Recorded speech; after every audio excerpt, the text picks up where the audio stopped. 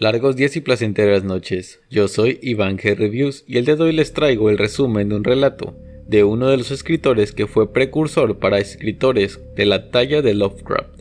Estoy hablando, por supuesto, de Arthur Machen. Ya tenemos un resumen en el canal de este autor. Me refiero a El Gran Dios Pan. El día de hoy les traigo un relato igual de bueno y que notarán tiene muchas pinceladas que les recordarán a los mitos de Cthulhu. Estoy hablando del relato Vinum Sabati o El Polvo Blanco. Espero lo disfruten. Sin más que decir, comencemos. La historia nos presenta a Helen Leicester, la hija mayor del general Wynne Leicester. Esta nos cuenta la horrorosa experiencia que vivió y que inició cuando su hermano Francis Leicester regresó a vivir a la casa familiar luego de finalizar sus estudios universitarios exitosamente. Francis es apuesto, educado e inteligente, pero sin embargo prefiere la compañía de sus libros de derecho que la de cualquier persona, quitado de todo vicio, exonerado de toda intención de tener pareja o amigos. El conocimiento es lo más importante para él, por lo que buscando profundizar sus conocimientos, decide realizar largas sesiones de concentración en lectura y el estudio del derecho, esto para convertirse en el mejor abogado.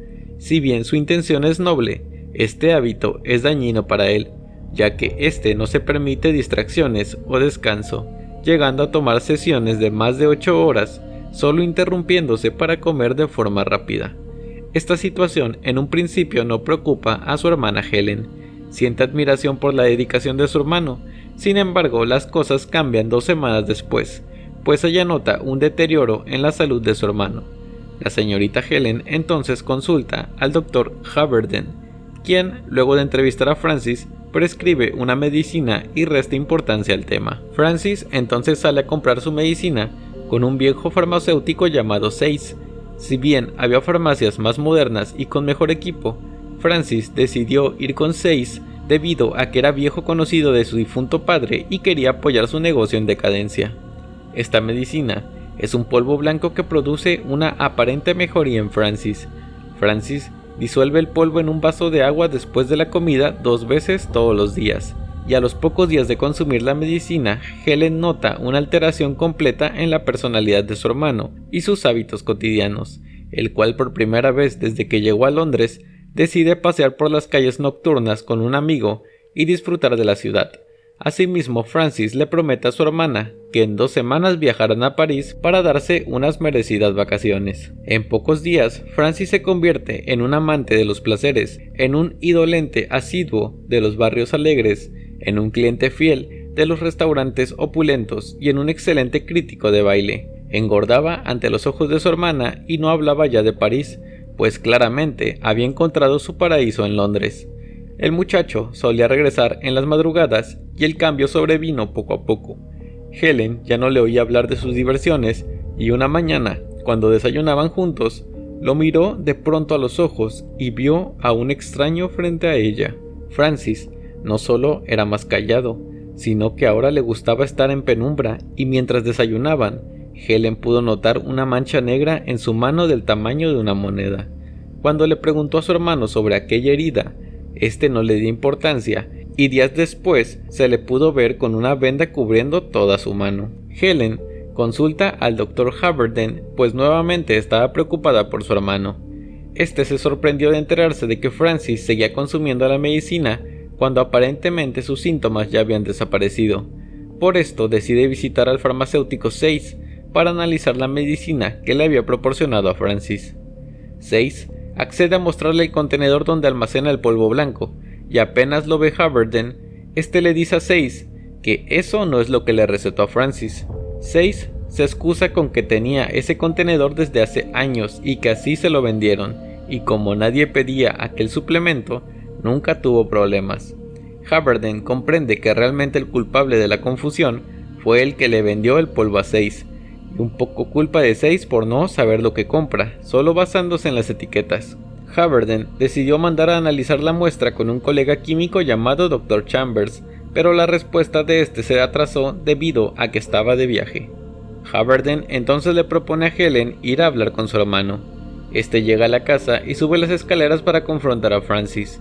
el doctor pasa una hora entera en la habitación y cuando sale muy turbado. Le dice a Helen que no quiere que le vuelva a contactar en la vida y se va de la casa rápidamente. Un par de semanas después de la visita del Dr. Haverden, Helen regresa a casa después de un largo paseo donde sobrepensó qué hacer con su misterioso hermano, el cual ya ni salía de la habitación. En el momento antes de cruzar la calle y de mirar hacia la ventana de su hermano, desde la calle, se abrió la persiana y algo dotado de vida se asomó a contemplar el mundo. No era un rostro humano o algo semejante, era una criatura viviente con dos ojos llameantes que le miraron desde el centro de algo amorfo, representando el símbolo y el testimonio de todo el mal y la siniestra corrupción. Helen subió gritando el nombre de su hermano y golpeando la puerta, a lo que fuera que había dentro, y esta cosa le contestó: «Aquí no hay nada». Helen por la noche escuchaba que algo se arrastraba en la habitación de su hermano, pues quedaba sobre la suya. Los criados se quejaban de que la comida que dejaban afuera de la puerta de Francis nunca era tocada, y les preocupaba que Francis no estuviera comiendo nada. Por último, la crisis se desencadenó en la penumbra del atardecer. Una de las criadas llegó gritando con Helen. Le dijo que una sustancia le había manchado la piel, una sustancia negra y babosa. Esta le había caído del techo de la habitación de Helen.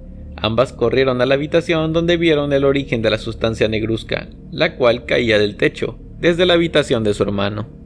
Helen salió corriendo en búsqueda del Dr. Haverden, sabiendo que ya le había advertido que nunca les quería volver a ver.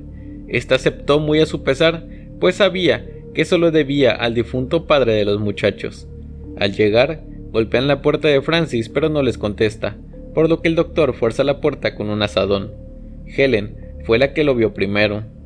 En la penumbra, en el suelo, había una masa oscura y pútrida, hirviente de corrupción y espantosa pudredumbre, ni líquida ni sólida, que se derretía y se transformaba ante sus ojos con un gorgoteo de burbujas oleaginosas, y en el centro brillaban dos puntos llameantes como dos ojos, y también vio cómo se sacudió aquella masa en una contorsión temblorosa, y cómo trató de levantarse algo que bien podía ser un brazo.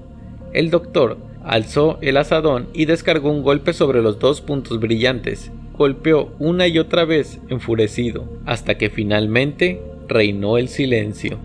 Un par de semanas después, cuando Helen ya se había recobrado de la terrible impresión, el Dr. Haverden visitó a la muchacha. Le contó que dejaría la ciudad y se retiraría a la América, pero que antes tenía un deber con ella y le dejó una carta del Dr. Chambers donde venía el análisis del polvo blanco que consume a su hermano. La carta inicia con una disculpa. El Dr. Chambers no da crédito a lo que descubrió y dice que el universo es más espléndido y más terrible de lo que pueden imaginar. Dice que seguramente la sustancia permaneció en su estante durante 20 años o tal vez más.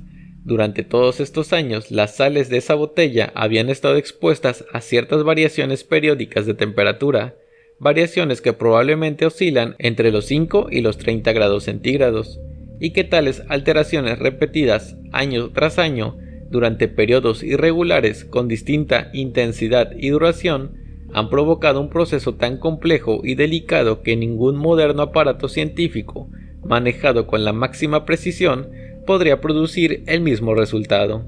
El polvo blanco que le habían enviado era algo muy diferente del medicamento que había recetado. Este era el polvo con que se preparaba el vino sabático, el vinum sabati. Hombres y mujeres seducidos y sacados de sus hogares con pretextos diversos iban a reunirse con ciertos seres especialmente calificados para asumir con toda justicia el papel de demonios. Allí, a la hora más oscura de la noche, se preparaba el vinum sabati.